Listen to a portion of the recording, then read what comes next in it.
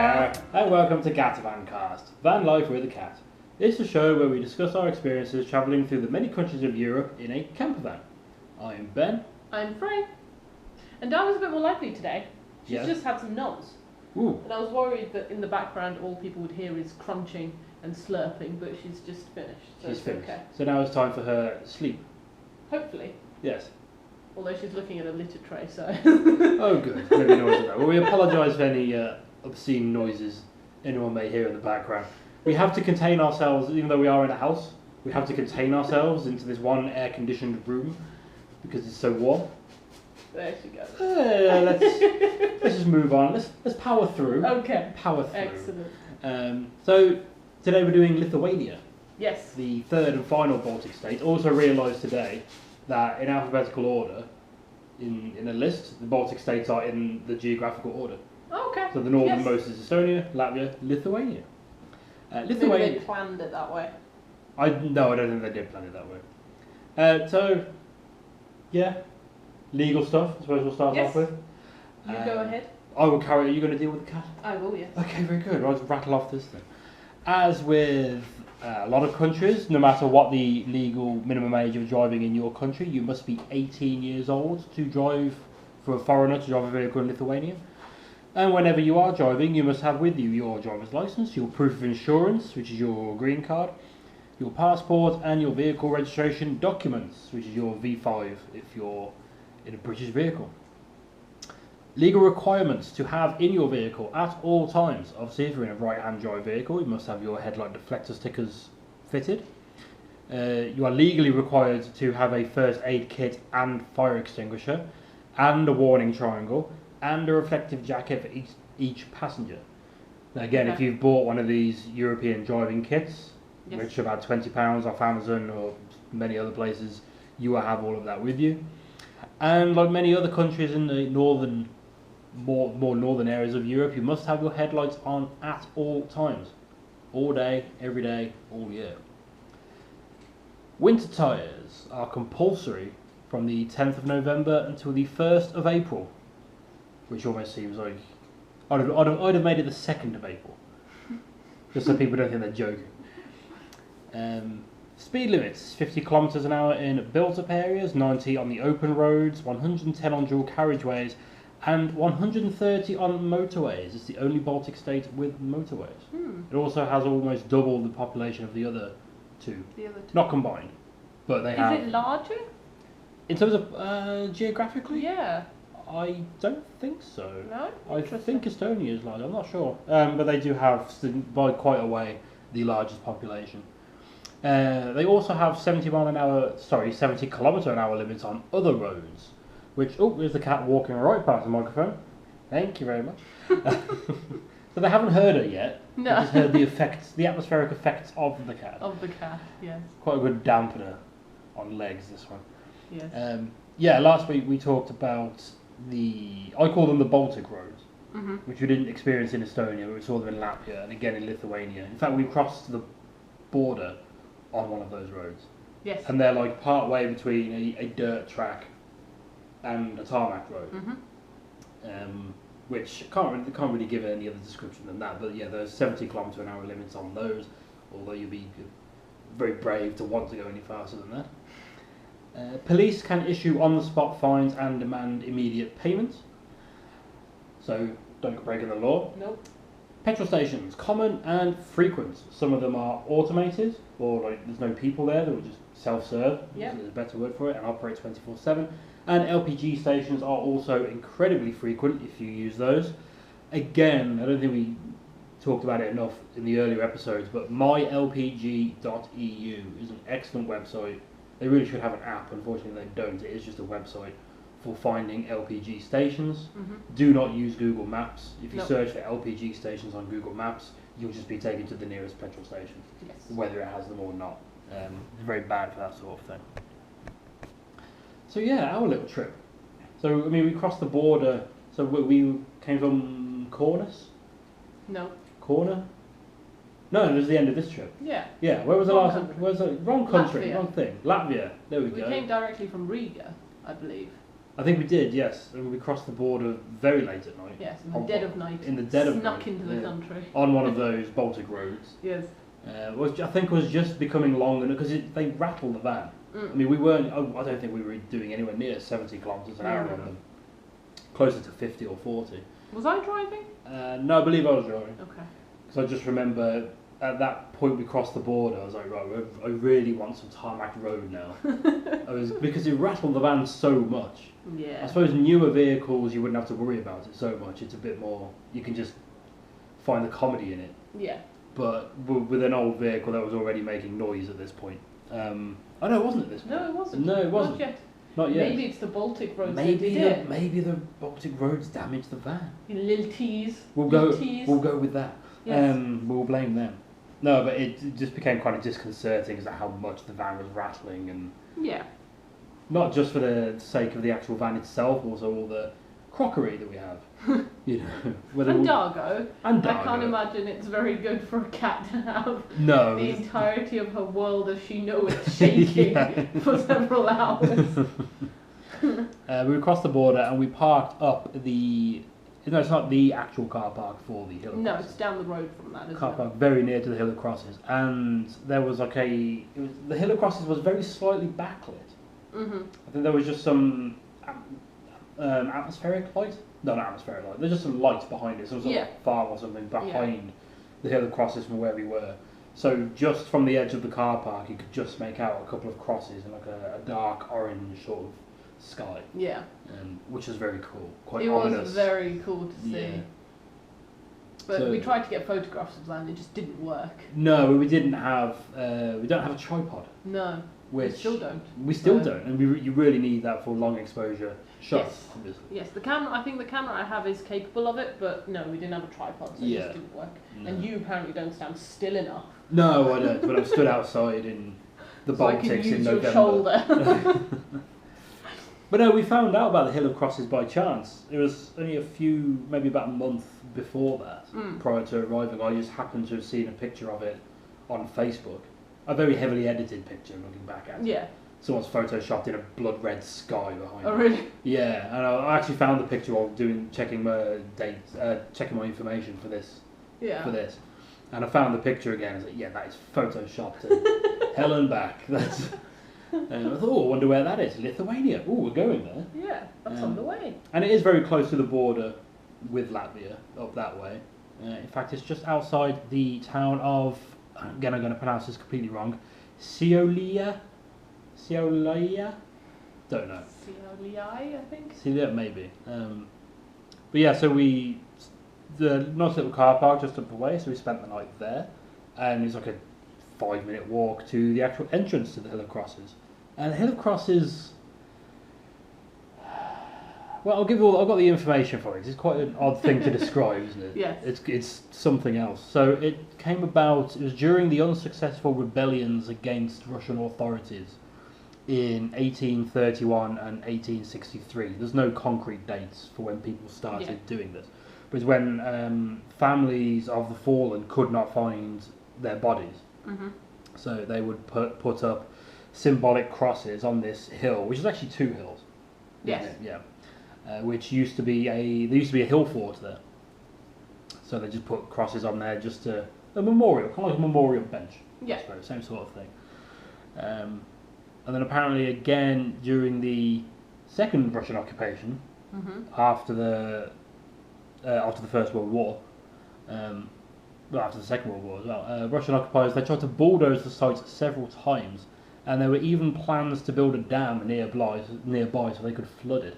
Wow. To stop people going there. The site became a place for Lithuanians to pray for peace. I've written peach there. Not nectarines, just peaches. Oh my. Became a place for Lithuanians to pray for peace, their country and their loved ones. And the Soviets never did sort of get rid of it. They never did manage. So the Lithuanian will was too strong. Pope John Paul II visited in 1993, and it got to the point that in May 2013 the local municipality had to put in restrictions regarding the placement of crosses. I see. So up until that point, anyone could put any kind of cross up. Yeah. but after May 2013, you can only put up a cross less than 3 meters tall without a permit. Any bigger than that, you need a permit. So the Hill of Crosses. Mm-hmm. Now, I think we've said this a few times on this trip, I think, but we genuinely, I think, had it in almost perfect atmosphere for it, because it was a slightly foggy morning. Yeah. It wasn't raining, but there was moisture in the air. Yeah. And we had it all to ourselves. We did. There was not another, well, there may have been some souls there, but there was not another living person there. No.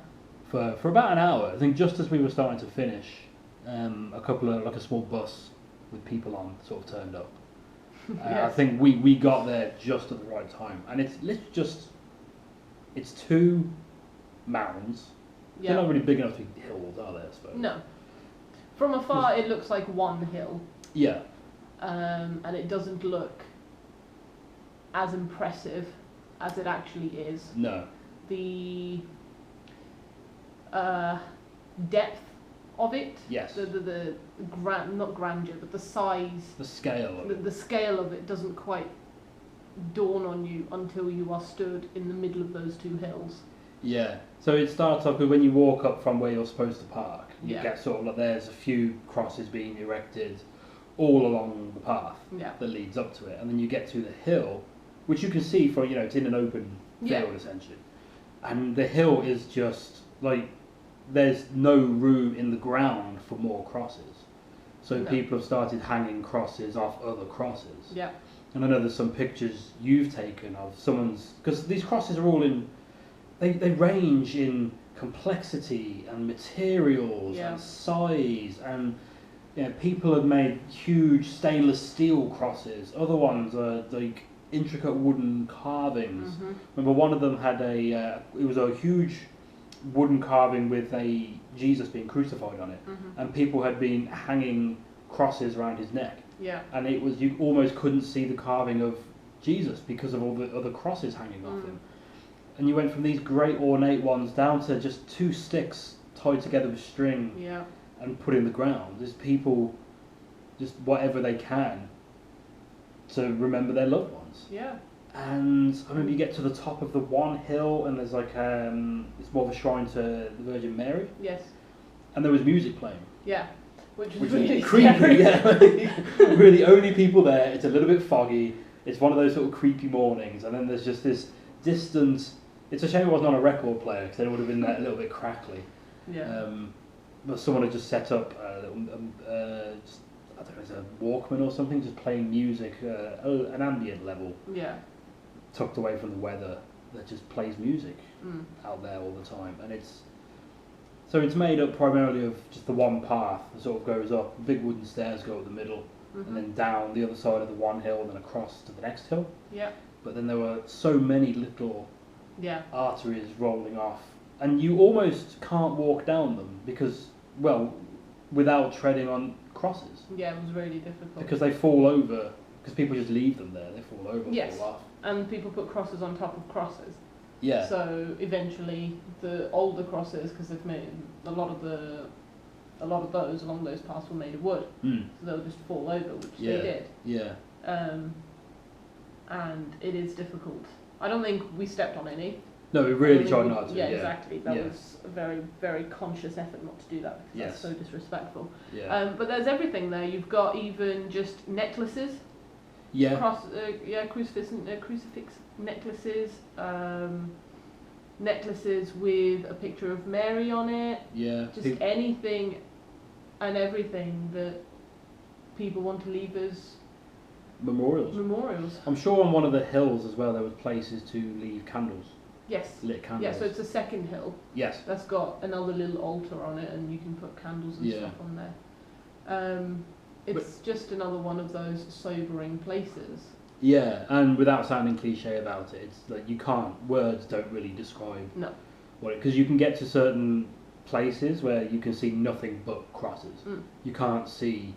Well, every Anything single else? time. Well, we spent about an hour there. Yeah. I don't think we saw every cross that there was to see. No, certainly not. No. But every time you turn around, And even if you're looking at exactly the same spot, you see more crosses that you hadn't seen Yeah, the another. time before. Like, Yeah. I tried to take a picture to show the scale of how much was there, Yeah. and that's just impossible to do. Yeah. Absolutely impossible to do. Yeah. And even when I was going back and looking at those pictures, picking them out for the articles, Yes. I was seeing more crosses that I hadn't Yeah. seen when I was there. Yeah. So it's that scale of just everything on top of each other and just Yeah. so much in such a small space. Yeah. Yeah. And even to the point where they've ran out of room on the hills.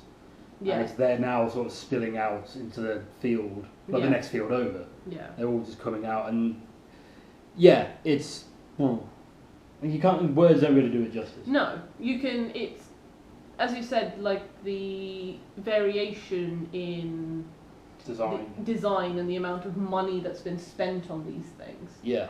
You can appreciate the handiwork and the artwork that has gone into some of them. Yeah. Especially down the side. Yeah. Back out, not the entrance we Yeah, went yeah. in, but the other side that goes along. Yeah. Yeah.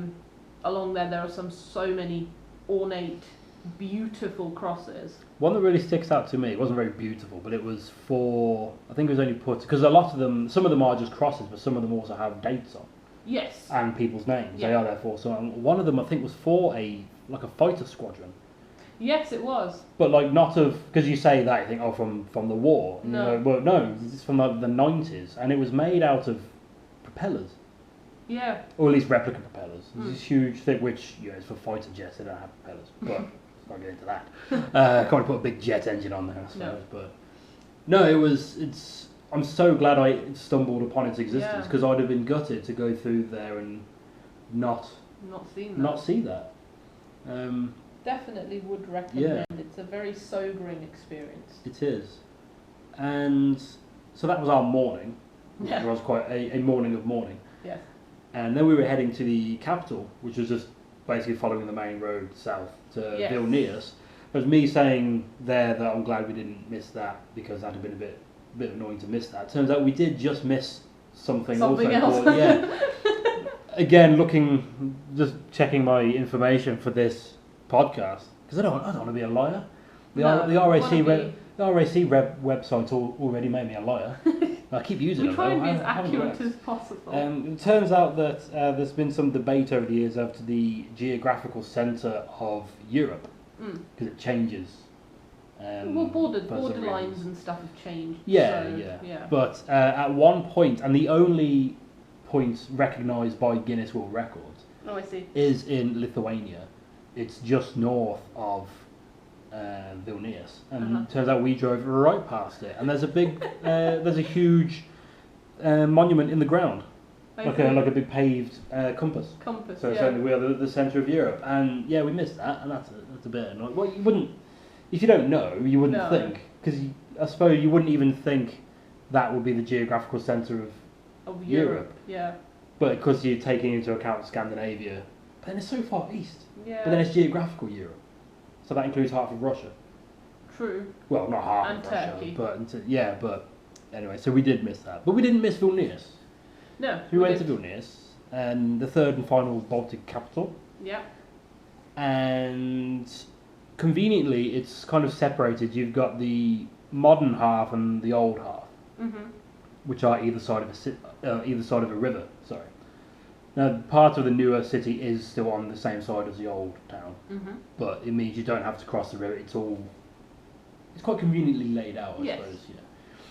And we managed to find a parking space up near the Mountain Park Stadium, which we didn't realise was very close to the three crosses. Yeah. But we'd already seen enough crosses that day, so we didn't go there. We'll come to the three crosses, because that was a whole other thing. So we parked up and we went for a bit of a walk. Now, because we had that morning, I think we'd already planned we were going to come back the next day, because it was late afternoon at this point when we arrived. So we thought we'd pop in, maybe get something to eat somewhere. Yeah, it was another one of our reconnaissance evenings. Yes. But no, the parking up there by Mountain Park Stadium, it's free.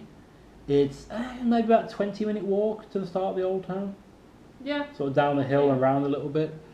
But as we were pulling up in there was a police car just sort of driving around and Yeah. leaving again. So we knew, okay, this place is monitored, this is safe. It's safe. So we parked up there, perilously close to quite a steep. Yes. Yeah, like Vilnius has like one big hill. We did end up walking up it, but only the once. Well, unless you count this. And yeah, if you back up too far down the space, you will be at the bottom of the hill very quickly. Yeah. So that was fun. Yes, we walked down into the old town, walking past the National Museum of Lithuania, Mhm. down to the cathedral. Yeah. Now, I went back to watch the video of Mhm. this, because I remember the inside of the cathedral being very white. It was. The entire cathedral's very wide. Yeah, but then I remember because I'm not sure whether they are an Orthodox Christian country. I think so. It's As Eastern much as Europe, so. yeah, but the inside of that cathedral was not sort of in line with other Oh, I see. Orthodox Yes. cathedrals. Yeah. Because I don't recall there being. I didn't get any video of it because it didn't seem appropriate. No, I don't think you could take. No, cameras in there, cathedral, so- where religious buildings are sort of judged case by case basis. Yeah. And that one I didn't feel comfortable taking my camera out because there were people in there worshipping and things. But I don't recall there being loads of gold or the pictures that people go up and kiss. I just remember it all being very white. I think there were some paintings, I think so. but more not the traditional, I suppose, Orthodox paintings. No. Just like very artistic. It's all artistic, it's subjective. But yeah, it just had a very different feel to it Yeah. than Yeah. other Orthodox cathedrals. And of course, the video on the outside of it, the cathedral, I'd forgotten how Greek it looked. Or maybe I've just been in Greece for too long now. Because the front of it, again, it's all white, and the front had the pillars Yeah. all along, and it had the sort of triangle. I really should know what you call that now. The pointed top bit Yeah. with the statues on it. There is a word for that. I can't think of it. And then all down the side of it, because then that's on Cathedral Square, Mhm. which is the big open plaza. Yeah. And all down the one side was all pillars as well. So it's almost set up like an old Greek temple. Yeah. Except somewhere along the way, that someone's put, no, we need a little chapel bit in here, which kind of you can tell it's been built separately. Yeah. But no, we could go in there for free and have a look around. There's also the tower, The tower. the front, but you had to pay to get in there. We did walk past the museum, but we didn't go in because of the time of day it was. Yeah. Things were starting to close down. We didn't have time. And that cathedral basically marks the start of the old town. Mhm. Indeed. Yeah, because So- just down across the road from that is the cobbled road Yes. that leads you all the way to the town hall, isn't it? Yeah. Yeah. Which we started walking up, and we did stop on the way. We went to St Anne's Church, Mhm. which is right next to St Francis of Assisi Church. Yes. But St Anne's Church has almost been positioned as if to spite St Francis of Assisi I think Church. St Anne's Church came first. Okay, well then they just sort of crowbarred in St Francis because you've got like St Anne's Church sort of facing the road, Yeah. and then St Francis of Assisi Church is sort of tucked behind it In a at courtyard. an angle. It's Yeah. almost like it's peeking out from behind it. It just seems a bit of an odd placement for it. And then we carried on walking. That church, Yes. because we didn't go into St Anne's because it wasn't open, Yes. but St Francis of Assisi was, and we went into that. Yes. And I remember their doors are amazing. I have Yeah. a thing about doors, listeners, if you didn't know this already. I love my doors, especially Diddy doors. But this wasn't a Diddy door, it was a giant, humongous door, because it was the church with it had like one door that you went in through and Yeah. another that you came out from. Yeah. And even, Oh yes. going into the actual, the chapel bit, Yeah. you went down the left-hand side Yeah. and in, and the door was really creaky and there were people inside. Oh yes. But there was a Oh, yes, I central remember, yeah. big door Yes. in the middle, and it was just solid wood Mm. with metal hinges and stuff, Yeah. and I loved that. Okay. I don't remember that. I remember the very creaky door because I remember opening it to go in, and And it's then be like like, this was a mistake. there's people in there praying. It's like, oh, I've got to open it again. Oh. Sorry. You're a place of worship. Get some WD-40. No, I remember doors. Yeah. So. But I think at this point we were Mm. now, because it'd been quite a long day, we were now looking for food. Yes, we were quite hungry, weren't we? Yeah, again, this was just a short day. But we carried on walking through the old town up to the other side of the old town, really, past the city hall. Yes. Turns out we'd find out the next day up near the market.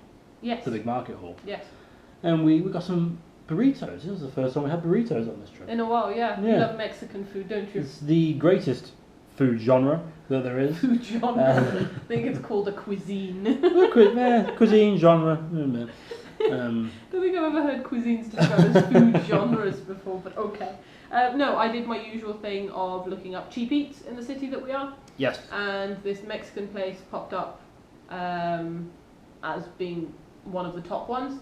And it was really good. It was very good. Well, I think we found out over the course of this trip, we found that kind of a combination of, because you just search for cheap eats on Google. Yeah. And like Google has its own recommendations. And you'll always get linked to like a TripAdvisor thing. So you just sort of cross-reference the two. Yeah. And then see which one's closest. See what you fancy, look at the pictures and go for that. Because again, we were on a budget. Well, we still are on a budget. But we still had the rest of Western Europe to cross, so we're very much trying to save money. So we found something. We really sound like we did this trip quite miserly, but... Miserly? Miserly? Is that not a word? It's the first time I've heard that word. Okay. Like somebody's a miser. So do they not do things miserly? What's a miser? You don't know the word miser? No. Like, not cheap, but like keeps money to themselves. So that is cheap, I guess. I suppose. Smaug? Yes. Yes. Quite smaugly. Yes. If miserly is a word, but I've explained what I mean. Okay. Like on the cheap. But we did treat ourselves quite often. We did. But it was all within budget.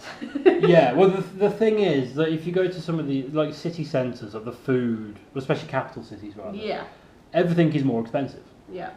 Compared to the rest of the country, and we have to miss out on so many museums and things that we want to go in because they're like €10 each a go. Yeah. And when you're trying to travel, we budgeted for 12 months of travelling, and half of that budget was fuel. And most of the rest of it is food we've bought from the supermarket. So it's, well, if we've already bought dinner for tonight, we can't really justify, especially when we're about to go back through France and Germany. And I mean, I had no idea what to expect from Spain. And, you know, we still had the vast majority of the trip to come. Yeah. You don't want to have to go home early because you really wanted a McDonald's in... I wouldn't say McDonald's was a treat. No, but you know what I mean. You know what I mean. Like, we really wanted a meal in Estonia. So you know, but now that means we have to miss out a country because we have to go home. To eat a bear heart in Estonia. Yeah, you know the usual. Anyway. So we did start heading back after we had a meal, but that's when I don't know if you remember. We saw all the side streets had like little artisanal shops. Yes. That were still open, and they all had like, cause it was too early for Christmas decorations because it's sort of mid-November, so people have started to think about Christmas. Yeah. But obviously up all year they're just I suppose they're almost like jellyfish. I suppose they were like big ringed lights, multicoloured lights with dangly bits. Yeah. Well, there was all sorts just all down the side streets. You just think, oh well. It was very pretty. Yeah, you think, is this the way back? Don't know, but we'll go this way. We'll go this way. We're exploring. Yeah, there was a slight incline to the city as a whole. I remember we knew we sort of had to head down a little bit and then back up again. Because what's on is it the castle on top of the big hill? Yes, there's a tower. Yes. There's a tower on top of that hill. Which we didn't go up. No. Because it's a very steep hill. And I think we found that you have to pay to get in. Yes. And we weren't prepared to pay for that. But it did serve as a good waypoint. Yeah. Because you could sort of see it. But from everywhere. Back that way. So, that way. Also terrible for pictures. Yeah, you could not get pictures on your cameras. You could not get focus on it. Yeah. There's very bright lights at night, so it stands out. Yes. Camera was just like, nope. See, tripod. Tripod, Need a tripod. Would have done the trick. So, yeah, that was a very short reconnaissance trip into Vilnius. We knew we were coming back the next day. So we drove out of the city, found out out to the Green Lakes Landscape Reserve, where we parked next to, well, allegedly next to a lake. It was dark. This is before. I mean, we were travelling in winter, so it was harder, but we didn't want to drive at night because you miss stuff at night. You don't see where you are. You don't see the scenery. Yeah. But when it's winter, you can't help that it gets dark at 4 yeah, o'clock. that means you've got to be camped up where you're going to stay the night at 4 o'clock at night. Yeah. It's just not. It's really not feasible. But you noticed a noise from coming from the van. Hadn't Yes. You? So just as we were approaching Vilnius that day, we pulled in and stopped for some fuel.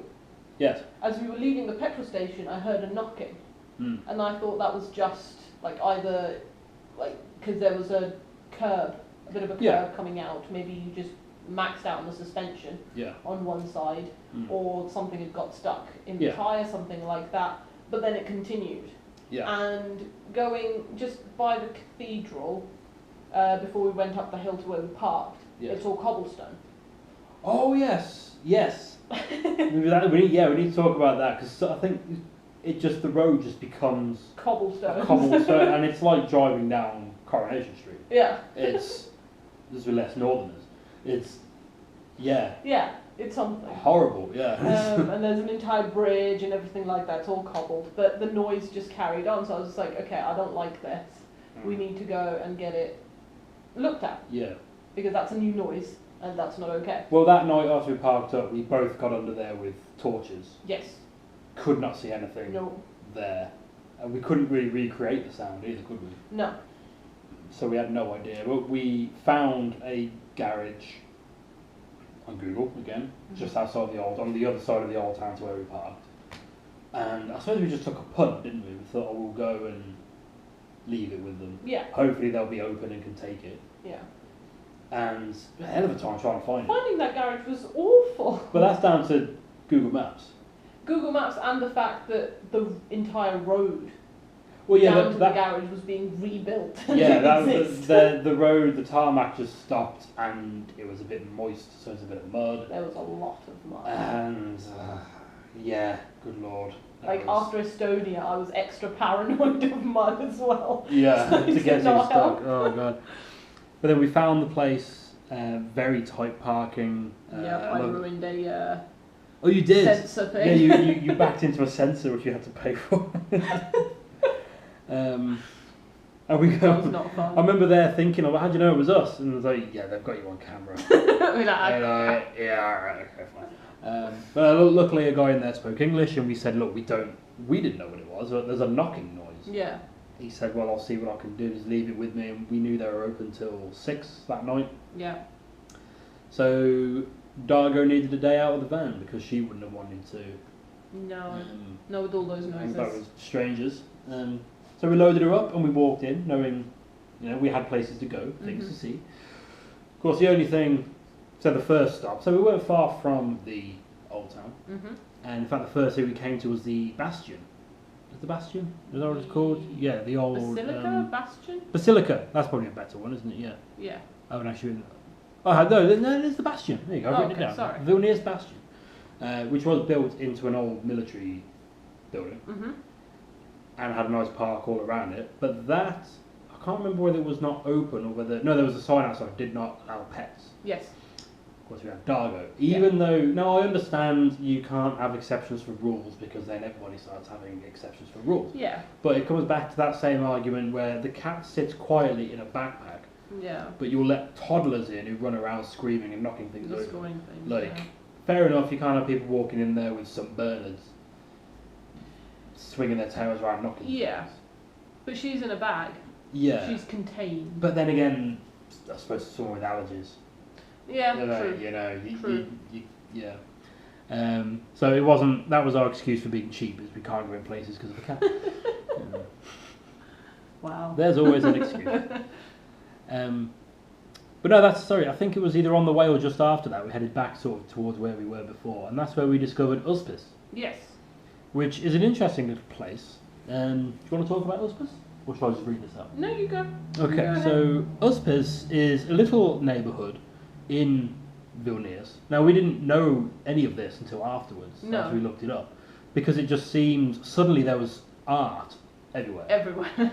Like hanging, not just graffiti or anything like that, there was actual paintings on walls, there were sculptures that had been made. It's only a couple of roads, I think, and they come down to the river, and there's some like bars and cafes and things. Mhm. And down by the river there was like an old smashed up piano with statues in it. Yes. There were things hanging from trees. They'd they were hanging things across the river. Across the river. People were stacking stones in the river. There were things hanging from trees. Just like, it's like they got a load of art students in this neighbourhood who were like, just go nuts. Just do what you want. And we later found out that the neighbourhood was Uzpis. I'm assuming that's how it's pronounced. And actually, I'm assuming that's not how it's pronounced. I have no idea how to pronounce it. I apologise to anyone. It has an umlaut over the Z, so I have no idea. It's not even an umlaut, That's but an umlaut. it declared itself an independent republic. Mhm. So it's technically not part of Lithuania. It has its own flag, its own currency, its own president, cabinet, and an army of 11 men. It is considered a bit of a tongue-in-cheek thing because their Independence Day falls on April the 1st.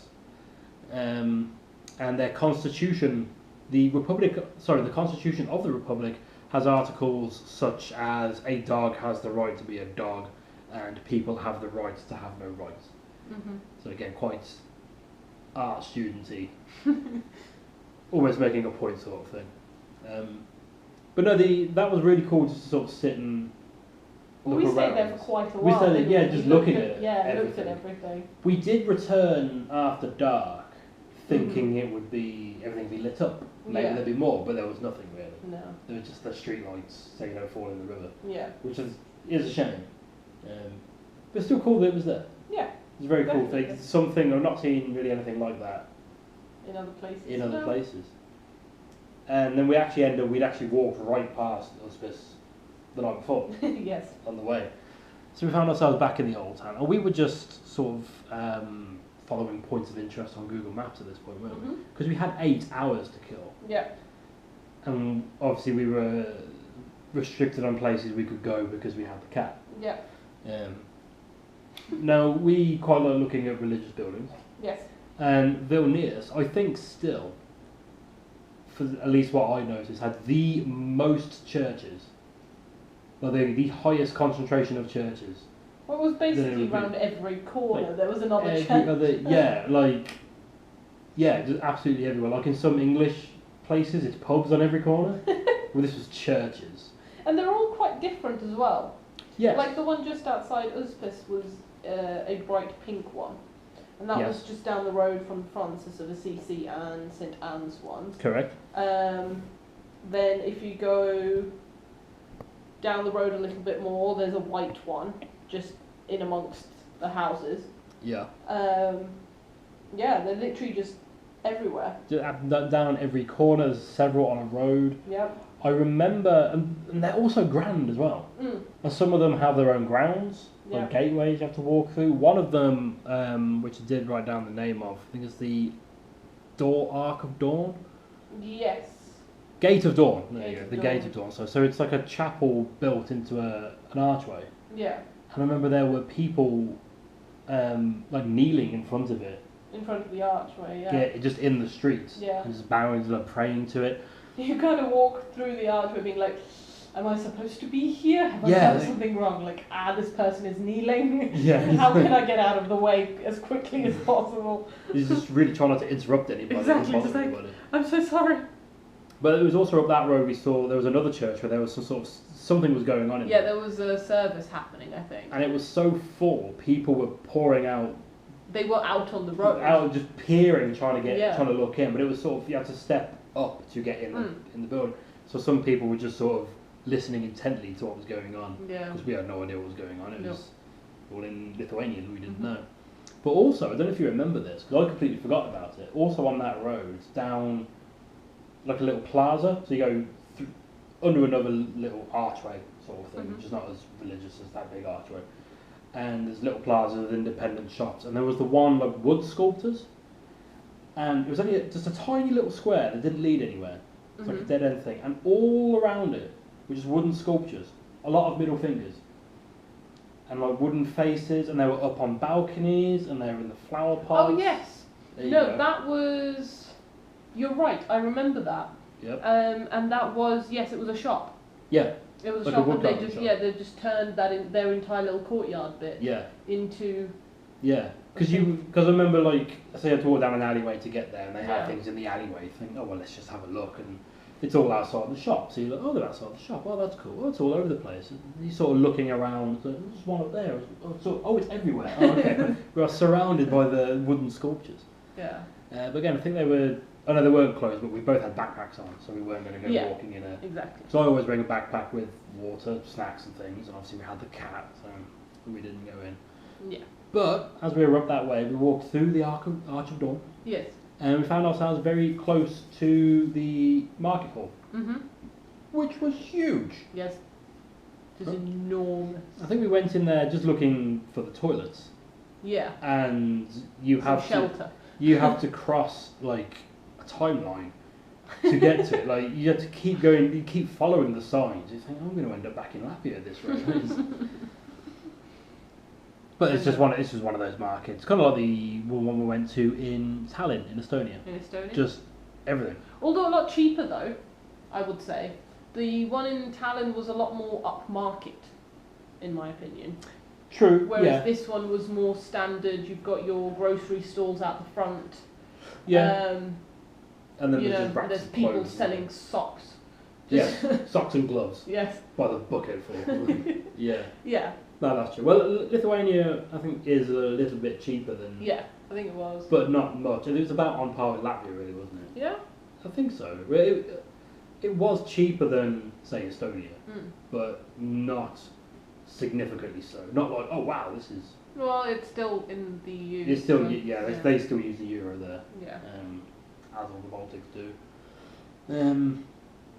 Then where did we go? We came out of the market hall. Oh, that's right. Then we found that sculpture park. Yeah. So we ended up walking back down because I remember where the city hall is. Because we walked past that again. And so that cobble road turns back into a tarmac road. And then it's obviously because if city hall's there, there's other stuff. They need to update it, modernise it a bit for traffic. Yeah. So we sort of went back down that road a bit and then off to this sculpture park. And it was. I mean, I'm not big on modern art. Oh, it's not that. It just there were like 2, maybe 3. There wasn't a lot there. Things there. Yeah. And the entrance to it, because there was a sign there. Yes. And it promised so much more. I expected there to be so much more. Then you just kind of walk in and you're like, okay, what's this? Yeah. Are you kidding me? Like it's literally just 2, 3 things. Well, I think the information board was also like a puzzle. Yeah. It's like, well, which way is this? Because it told you what they were all called, but because it's modern art, nothing's called like a big boot with a thing hanging out of it. It's called like, the oppression of man. And it's like, well, that could be the boot, that could be this like big block, this could be like it's art. It's open to interpretation. Like, what are any of these things called? So we had no idea. We couldn't figure out what things were. We sat there trying to think, well, that must be this. And this must be that. We did try. We did try. I did try to do art. But no. Wasn't there another part to it, which we didn't bother with? I think there was an indoor part to it. Maybe, but I don't remember that being open. No, I don't think it was. Again, Europe in the off-season. Yeah. Things are closed. But then we went to go get some lunch, where we did end up going to McDonald's. Yes, unfortunately. Well, we found out there was a cat cafe. Oh yes. And we thought, we have a cat. But of course that means that like, if we brought Dargo in there, that would just antagonise the other cats. The other like, cats. no, you're bringing in a stranger into their turf. Yeah. And I don't think Dargo would have been happy in that either. No. So many other cats in the same place. Although I remember the woman at the front did sort of melt a little bit when she realised you had Dargo in your bag. Yeah. It is a proper bag we have Dargo in, by the way. I've just said It's that. not just a it's not a backpack, we put her in and Or zip my her up. handbag that she just sits in with a little face peering up. It's a proper bag. Which, It's a cat carrier. well, I say a proper one. I mean, you had to modify it, didn't you? I did. It was rubbish. It was. Dargo, unfortunately, the first time we used it, she fell out the bottom of it and scratched my leg, which I still have scars from. So the first time we used it, because it's a zip, so you can lie it on its back, and you can open up the top and the bottom, can't you? Yeah. So she can get in either way. So she sits on the bottom bit, which zips up. So we put the cat in, brand new bag, Yeah. first day using it, it falls out. Yeah. And luckily, she still had her lead attached to her, so we could catch her because she dropped out. She's like, "What am I doing here?" Legs it. Yeah. So you have to grab her on the lead before she shoots off in a panic. Yeah. But this is rubbish. So you just stitched it up. I just stitched it up because there's no point having that zip. We don't use it like that. Yeah. And the zip's clearly not strong enough to hold a cat. She's what, 3.5, 4 kilos? Because it's not just for cats, is it? No. It's for dogs, It's for dogs as well. So. We're not big dogs, admittedly, but dogs are heavier than cats. Yeah. But the stitching's lasted this whole Yes, trip. thanks to my mum. Yeah. My mum did that. Yeah. So yeah, if you do get a cat carrying bag or small dog carrying bag, just reinforce the bottom. Yes. Because when cats fall, their instincts kick in and the claws come out. Yep. And those are going everything. And you end up with scars. Yeah. Oh well, lesson learned. Yes. Yes. I think we also stopped in because it started raining. I think we popped into the shops at this point. H&M. H&M, there you go. Yeah, there was a big shopping centre up there, wasn't there? Yes, I think I needed some trousers. Yeah. Of course, there still wasn't less than a month, maybe, since being robbed. Yeah. Or about a month since being robbed, so it was still sort of, oh, I don't have any trousers. Yeah. Let's buy some trousers. And then luckily it did sort of, the rain never properly kicked in. No. Which, that was our worry because we had no permanent shelter. We had no vehicle to go to until 6 o'clock. And we had the cat with us. We didn't want her getting wet. No. Luckily it held was off. Cold. And it was, but it says November in the Baltics. There was a little bit of drizzle started happening as the day went on. But we thought, well, we figured out by this time we can head over to the 3 crosses on top of the hill and then make a walk back to the garage, and that should just about do us. Turns out I was done about halfway up the hill to the 3 crosses. Good Lord, that's a hill. Dargo enjoyed it though. Well, yeah, she's got 4 legs. But she's so smart. So you sort of go into you cut across a park area, don't you? Yeah. So you're back. Quite a nice park. Yeah, it was quite a nice park. Yeah. By the cathedral. We walked up there. You crossed the little. I don't think that was the river. It's like a stream or something that feeds from the river. Maybe it was the river. Maybe. And there's literally just a set of wooden steps which go all the way up the top of the hill. Now there was a dirt track, which I wish we'd have taken, but that sort of goes a long way around, so I think it would have taken us longer. But anyone who's climbed up a significant flight of stairs suck. You have to stop at several points. Of course you do. And when you've got either a cat, we let the cat out to walk for a bit, so you've got like 2 big bottles of water on the back, and you just going up the steps as well, which sucks. And we got up there, and there's just 3 huge crosses. Yeah. Now, I'm kicking myself right now because I've just a second realised I didn't write any information down about these 3 crosses, about what they symbolise. But I do know that I think they're stone, and they replace wooden ones. Okay. Which I think just got rotted or wood. Disrepair. Yeah, but they were still there, weren't they? Do you remember? No. Just lying on the floor. Oh, okay. I don't remember that. You don't remember? No, they were. There was part of them at least was sort of still there, and it just overlooks the old town of Vilnius. Yeah, it's quite imposing on top of that hill, isn't it? I'm really annoyed at myself now. I didn't even think to get some information on this. I think because I've done all my cross research for the day. The hill of crosses. Yeah, no, it just overlooks. It looms over the old town of Vilnius, which I imagine would have made for an excellent view if it wasn't just the wrong side of the twilight hour and on a very cloudy, rainy on a cloudy, drizzly day. But the drizzle was quite cooling and soothing. Yes. After the climb we just undertaken. And then that was pretty much it. We figured, right, it's dark, it's wet, we still have to go back to the van. Yeah. So we ambled back to the van through the very nice park again, which was nice because the unpleasant weather and the off season, there was no one else in the park. No. So you just have a nice walk through. Yeah. We ended up going through the old town again, didn't we? Yeah, we had to sort of go around the outside-ish of the old town to get to the garage. I remember going through there in the evening. Yeah. And we got back to the garage. We were literally just around the corner. I remember the guy phoned me up saying, like, we're closing up soon. Like, you need to come and get your van. I said, yeah, we're here. It's fine. It's good. Although he didn't understand that. Like, we're just around the corner. And you need to come back. You were just Just give me 2 minutes. 2 minutes. You can put, if I shout, you'll hear me. So we got to him, Yes. and he said he'd taken it for a drive. Now, obviously, the thing with the van is all we told him is there was a knocking noise. There's loads of knocking noises on that van.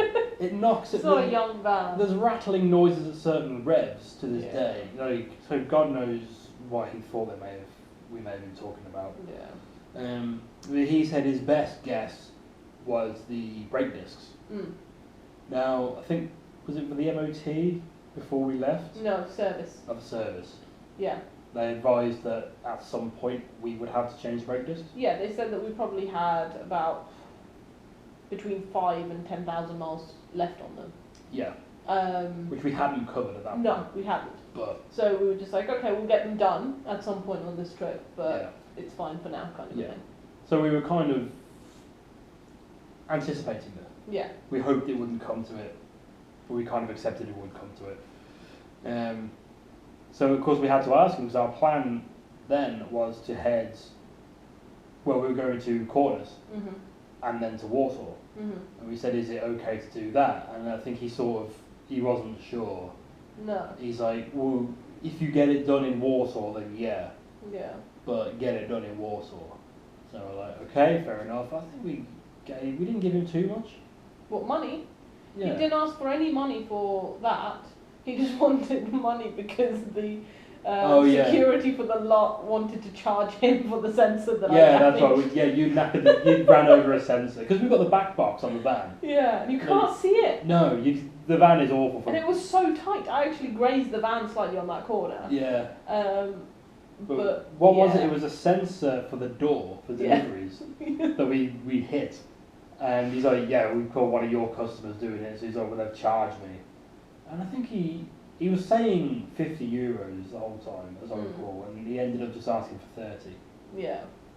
So I thought, okay, fair. Even if, I mean, I don't think that was a scam, because that always goes through your mind at the time. Yes, of course. I think, no, he'd have just charged us for what he did. Yeah. And I'd have been happy, okay, yeah, you've had a look, fair enough. So we said our thank yous and we went off. And we drove to Corners that evening. And that was down our first, I think. No, this is the second, because there's a ring road. It's kind of like an M25 equivalent around Vilnius. So that was our second Baltic motorway experience. Yes. And that was when we took full advantage of being in a camper van. Because there was very heavy traffic, like crawling traffic. Yeah. For miles before we had to come off. We were in that traffic for a good hour. For a good while. Maybe a bit longer. So you jumped in the back, because I was driving, you jumped in the back and made a cup of tea. Well, we'd had a long day. Yep. Coffee, actually. That was a coffee. We'd had a long day, plus we had no idea how long this traffic was going to be. Yep. The map was saying that it was going to go on for a long, long time. Yeah, I think the map time just kept increasing. Yeah. So we're like, okay, fine, we're completely stopped. I'm just going to go in the back and make a coffee for you. Yeah. Like, why not? This is why we've got a camper van, right? And that was nice. Probably illegal, but nice. But nice. But nice. And then we came off in Corners and we stopped in just a big car park next to the river. And there was another British camper van there, wasn't there? There was, yes, but we never got to say hello to them. I think they're a motorhome, actually. Yes, whichever. maybe. But again, it comes to because you see because we'd actually seen another British vehicle in the traffic. Yes. And I was hoping to get near to them. You know, right, mate, is he going? And then it turned out to be Welsh and I had no choice. But no, it's that you see another Brit, especially in camper vans and motorhomes, think, ooh, the same. Yeah. You know, we're doing the same thing. That's cool. But then, like, I suppose it's a British thing. I don't want to go knocking on their door. Like, I know. Because you want to be left alone. And then that's an inherently British thing. You just want to leave each other alone. Yeah. And it's kind of, I don't want to knock British on their door. people aren't overly friendly with each other, are No, because then I've got to, like, make the conversation. Now, if you go and interrupt someone's evening, it's now on you. You've got to make it worthwhile. It's on you to make that a worthwhile interaction. Yeah, I'm like, oh, you're here too? Yeah. Cool. Sweet. Have you been here? Yeah. Yeah. I see you then. The other thing as well, my sort of worry is people might think, oh, where have you been? It's like, oh, we've been to Russia, and like in Greece when we've bumped into people. It's like, oh, well, where have you been? Oh, we went to Russia, and we went to Morocco, and it's like, oh my god, that's amazing. And I'm kind of like, yeah, I don't want to talk about it though because I feel like I'm showing off. But then what is this podcast? We're just talking about what we're doing. Yeah. We're trying to help people who might want some information. Yes. Along with a lot of rambling. So here's so thank you. So here's some information. If you're going to talk to British people, make it worthwhile. Beautiful. No, so why were we going to Cornus? We were going to Cornus because I discovered that there was a devil museum there. Yes. Which, if I remember correctly, there was a chap, and I can't remember what he did or what his name was, but there was a chap. And somebody at university, I think, gave him a carving of a devil. Yes. And then that just became a thing.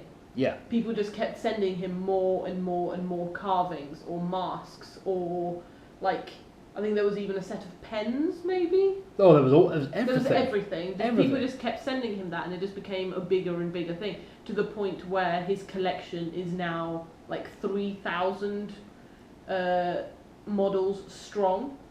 Yeah. In this building in Cornus, in Well, he has Lithuania. He has enough to make it to open a museum of Yeah, it. I think he's passed away.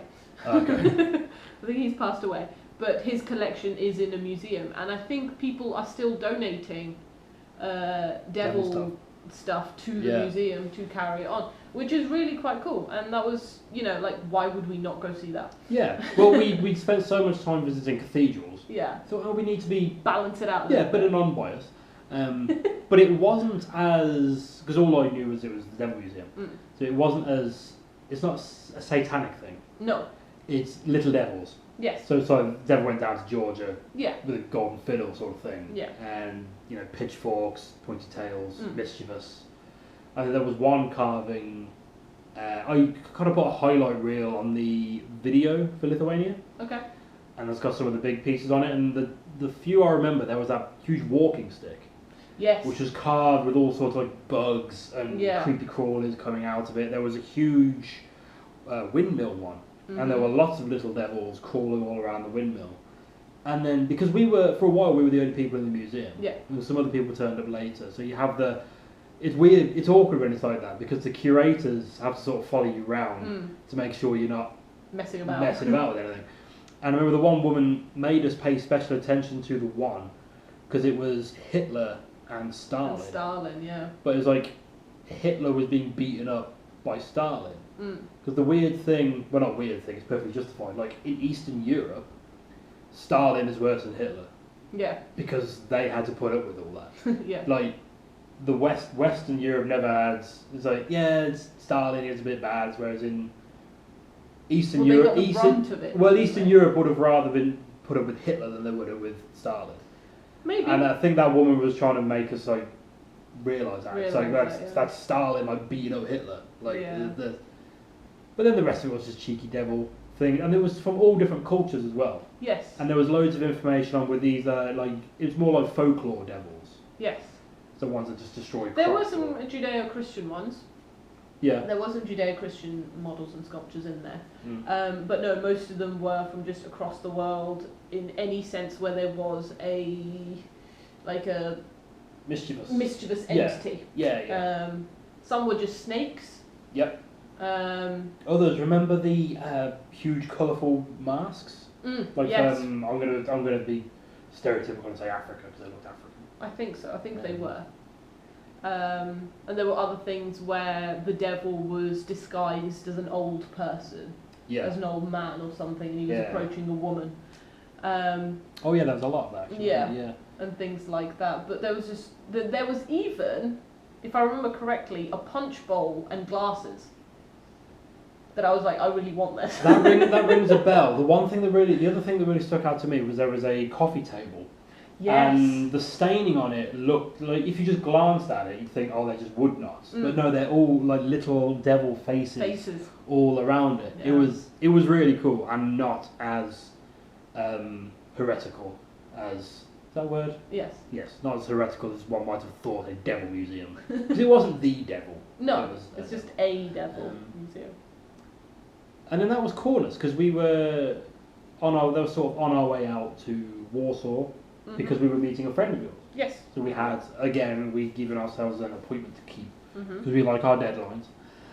And yeah, that was a long drive. I actually looked up that drive from Kaunas to Warsaw because we stopped to do shopping on the way outside of Kaunas. Yeah.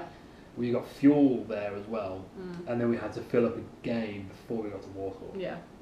And So that's about 250, 300 miles? yeah, the journey we took, we could have crossed from the northern tip of Denmark into Germany on that run. Beautiful. Yeah, that was It's a long. possible. And going back into, but no, that's right. Coming back into Poland, the clocks go back an hour. Maybe. That was where the change was. Yes. Or forward. I can't remember. The clock, you lose an hour. Yeah, so they go. No, you back. gain an hour.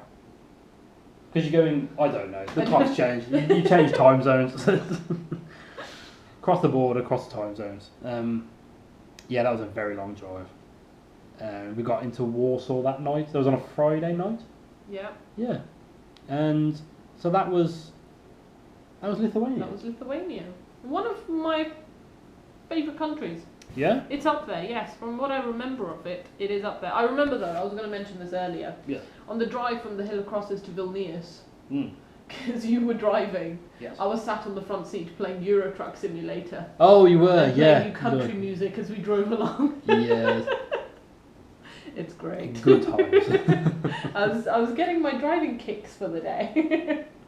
I think you would have, if you had a proper steering wheel Yeah. to play the game, that'd have been like just turned heads as people It's overtook confused us. everyone. Like what? But no, I think Lithuania. It is again a very pretty country. Yeah. Yeah. Even though we never really had good weather while we were in there. No. But then we only had a few days there, Exactly. which was a shame. But that's because we keep putting. Well, we went at the wrong time of year. Yeah. Well, at this point, again, we were still heading south to get warm, Mm. and we'd arranged to meet up with your friend in Warsaw on the Saturday, Yeah. so we had to get out. So But yes. yeah, another one to go back to, Indeed. like most of these places. That just means it's a good place. Exactly. Yes. It does. So, onto the trivia section. Then. Mhm. Trivia of Lithuania. There's actually a bonus one with this, Okay. so I'm trying to keep it. Just pick the best trivia because there's loads of trivia. Sure. So by the end of the 14th century, Lithuania was the largest country in Europe. Hmm. There you go. I'd like to see that map. I think that'd be quite interesting. Yeah, that'd be quite interesting. Yeah. Have you ever seen, just a little side note, there's videos on YouTube of the borders of Europe between the year 1000 and 2000, No. and it just changes every year, and it's hypnotizing. Really? How much it all changes. It's crazy. Well worth the watch. You know, this continent is forged from war. Yeah. But there's been in one war or another consistently throughout history, Yeah. and the borders are changing. It's quite hypnotic to watch. And 83% of the population are ethnic Lithuanians. Lithuanians. There you Okay. go. Just a little interesting one there. This one, the geographical centre of Europe, was recorded in Girija, which is just north of Vilnius. Just a little unassuming village, Yeah. accidentally built in the geographical Centre. centre of a continent. And as I said, there's a big compass in the floor, and I think there's a big tall monument Oh. near it as well. Cool. It's annoyingly we drove right past without even realising. Now the flag. Mhm. I noticed that the flag sticks out. It Yeah. looks quite African or South American. Yeah. Because anyone who doesn't know, it's yellow, green and red. Yes. Almost the same colour as the van. Yeah, we were Very almost. very almost. But yeah. They originally used it in 1917, but it was then replaced with a Soviet one during their occupation, which was mainly red. And they reinstated the old flag in 1988. The yellow horizontal stripe represents the sun and prosperity. The green represents the fields and forests, liberty and hope. And the red represents the blood and bravery of those who died for Lithuania. Mm-hmm. So much like Estonia in their flag, there's a part there they do not want to forget what's happened to them. Yeah. Well, their history is very important to them. They want everybody to be reminded of it. Next one. Lithuania is one of the oldest languages in the world. and has some similarities with Sanskrit. See, I quite like that. I like languages and I like the history of languages. So that's actually really cool. And this has reminded me that I wanted to look that up. Yeah. So I'll do that at some point. Well, one of the examples it gave where I read that was there are certain words, one of them was dog, which is the same or very similar in Lithuania as it is in some ancient Indian or some old Indian language. Yeah, Or Sanskrit. even in Sanskrit, yeah. Yeah. So there would be some crossover, like a Lithuanian and an Indian could have some. They could understand some words. Yeah, they'd have like a word, maybe a But word. I wonder whether it works both ways. So whether it's just a I see. Lithuanian who can understand words from Sanskrit, or whether somebody from Sanskrit could understand I current see. Lithuanian Yeah, seriously. words. Maybe. So who knows? We'll have to abduct a couple of people. Or we could just ask them. Or ask, yeah. Skype, why not? This one I think you had told me about before, but I'd forgotten about because that's how my brain works. 23rd of August 1983, what came to be known as the Singing Revolution. 2 million people from Lithuania, Latvia and Estonia joined hands in a human chain that stretched 600 kilometres across all three countries. And it was a few months after that, Lithuania became the first country to break away from the USSR. There you go. Yeah, I like that image. I like the idea of that human. Yeah, Chain I've seen singing. I've seen people sort of what's the word, lampoon that, make fun of, not make fun, but like reference that in comedies, Oh, I things see. like that. I didn't never realise it'd be based off something that actually happened. Something that There actually you go. happened, Weirdly, I think this is a weird one. Basketball is the most popular sport in the country. Many players from Lithuania moved to America to play in the NBA. You don't hear that, do you? You No, don't hear they probably that. changed their names or something. So. But that is quite cool. That's the I'm trying to think. Lithuania is just, you wouldn't think of basketball. You wouldn't. No, but I'm trying to think if Lithuanians are particularly tall. Because you think basketball, you think tall players. Yeah. I'm trying to think if they are, but I don't really, like whilst we were there, I don't remember Well, not remarking on noticeably. anyone's No. height. No. Yeah. It's just weird, say, a European country that loves basketball. Because basketball just seems like baseball. That's such an American. American thing. Like, we kind of have it here, but we have netball in England. Which isn't quite the same. Nope. Moving on, Lithuania is the only country in the world Uh-huh. that has its own official scent. Scent. Scent. You can buy a candle. The scent is called the Scent of Lithuania because they must have been. I want to know what that smells like. It must have been near lunch when they came up with that. It's just an amalgamation of flowers and Oh, I plants. see, and things like like native that. flowers, Yeah, you I can see. get lists of them, but it's the only country with its own official scent. That's quite cool. There you go. I like that. Yeah. Lithuania has found its scent. Yeah. Yes. So, you may recall from other past episodes that, say, Finland had the most metal bands Yes. per capita. I believe Estonia had the most female models per Per capita. capita, yeah. Latvia was also up there with female models per Mhm. capita. Lithuania has the highest number of hot air balloons per capita in the world. In the world. So you want to go for hot air balloons? We you didn't can see go to any Lithuania. though. No, we didn't see it. Well, it was misty, wasn't it? There could have been Winter. loads. Maybe it was cloudy. It wasn't clouds. Maybe it It was was just hot air hot air balloons. balloons. It's constant shadow. There is a theme park in Lithuania. Yes. Didn't get where, which recreates life as a USSR citizen. Interesting. Now, anyone who listened to the last episode will remember the hostel built into an old prison Prison. place, and you have the prisoner experience. Well, this is kind of similar. You have your belongings confiscated, you have to wear gas masks, you experience interrogation, and you have to learn the Soviet anthem. Okay. And after 3 hours of that, you get a shot of vodka. Only 3 hours. Only 3 hours. So if you want a torturous long weekend, Weekend, you can do the this. the Baltics is the place to be. You can go to Latvia. I'm sure Estonia must have something Hopefully. equally as quirky. Yeah, just like a trio of terror. Horrible places to go. A little bonus fact, because I just like this one so much. It's brilliant. In the Eurovision 2006, now we do have some, I think we do have some Australian listeners. I think they may know what Eurovision is. The Australians love Eurovision. Okay, Australians From are what I've familiar. been told. North They wanted Americans in. though. Well, they wanted in. Yeah. But then we've got Azerbaijan and Israel in Eurovision, so why not have the Australians Well, why as well? not? But no, our North American listeners Yes. may not know. Eurovision is this horrible, horrible thing. It's lovely. It's horrible. I love it. Like each country from, well, not even each country from Europe, just some countries that are involved. It started off as Europe. Yeah, they put a band forward, or artists forward, and they have to sing. Is it original song they have to sing? Yes. And they perform, and they get voted. And Each country votes. So each country performs, and each country votes. And you give them points. Yeah.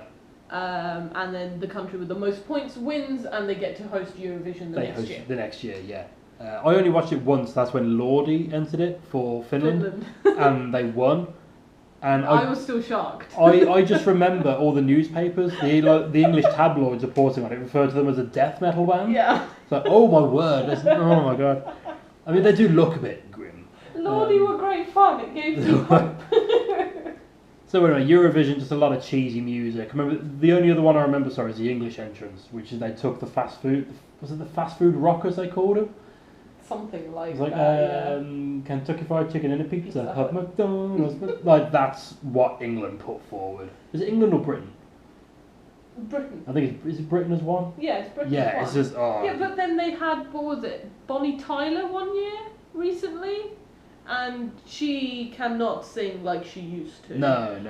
And they had Engelbert Humperdinck, who excellent name, Excellent brilliant name, and I love the man, but again, not quite Eurovision. No. Like Russia. Russia put forward little old grannies and they baked cookies on the stage while singing. Like, that is what Eurovision is. It was fantastic. This and almost sounds brilliant.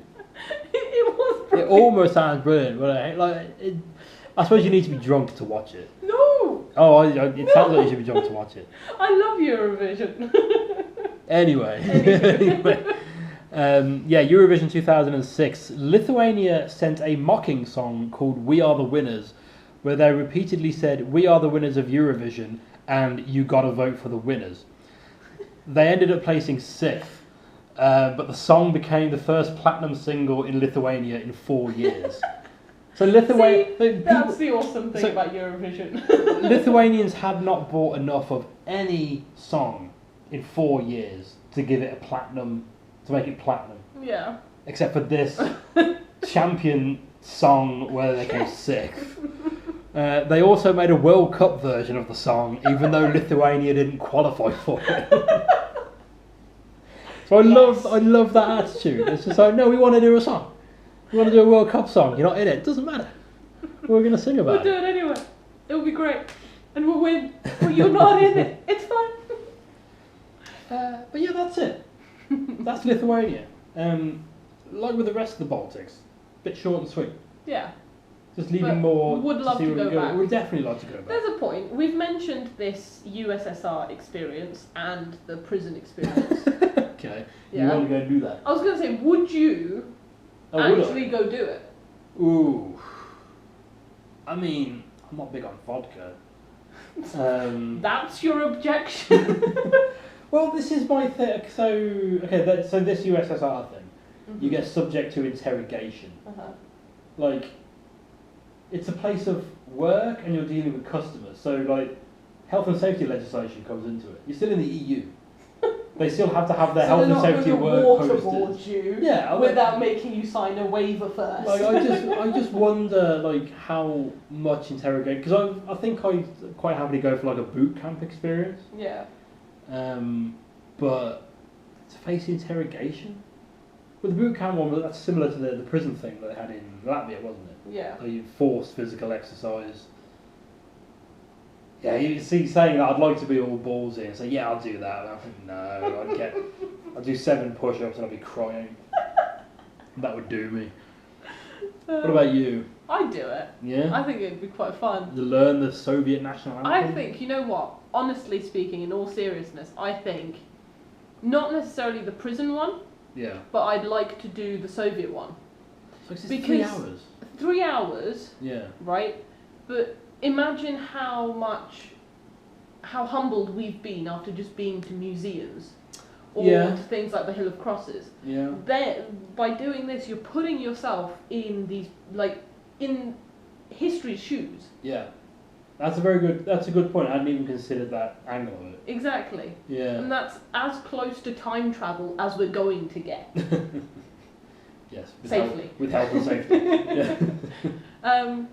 So with looking at it like that, yes, I would do it.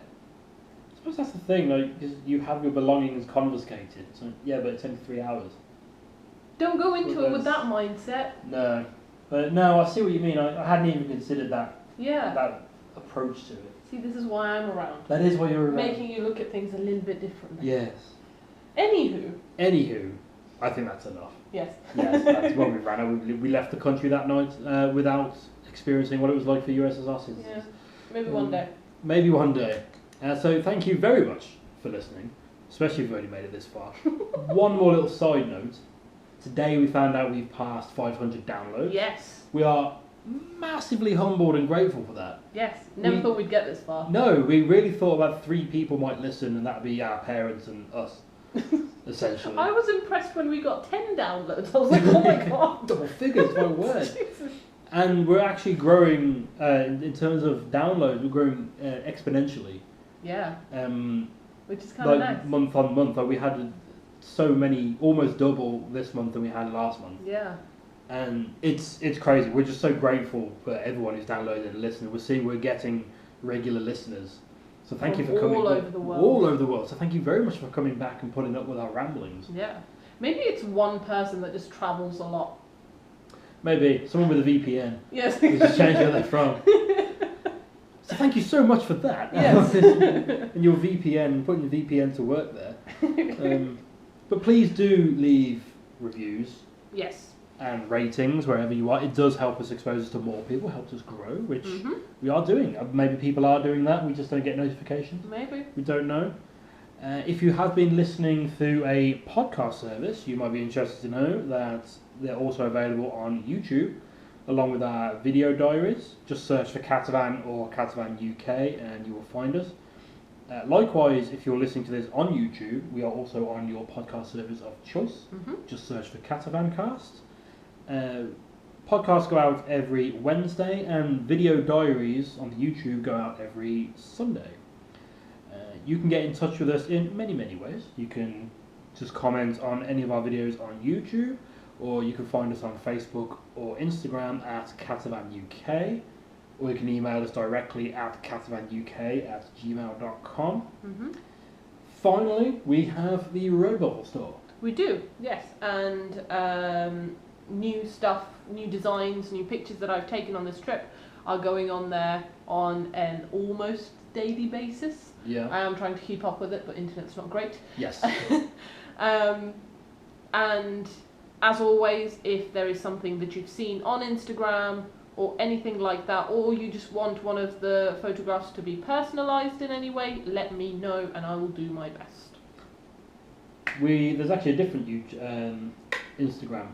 There is, yes. Catavan Art Yes. is the Instagram for specifically my photographs and Redbubble. Yes. So you can follow just that if you don't want to see anything else from us. So that's none of us, none of the cat, just lots of pretty pictures on things you can buy. Yes. Yes. Yes. Well worth it. And that's growing quite well as well. It is. Getting a good response to that. Yeah. We're making sales on Redbubble now as well, which is if you've bought any of our stuff. Thank you so much. Send us a photo. Yes. That'd be really cool. If we can get a little collage of things together, that'd be awesome. That'd be amazing. That would be amazing. So that's it for this week. Yes. I've just heard the ticking thing. There you go. Yeah, wow. Now everyone will hear it and be annoyed by it. I've been telling him for weeks. So yes, that's it for Lithuania. Thank you so much for listening. Yes. I've been Ben. I've been Frey. And Dargo is now asleep. She's asleep. She was dreaming earlier. Her little paw was twitching. You've been trying not to just cry when looking at her, haven't you? I noticed. So thank you so much for listening. Yes. And we'll see you next week. We'll see you next week. Bye-bye. Bye.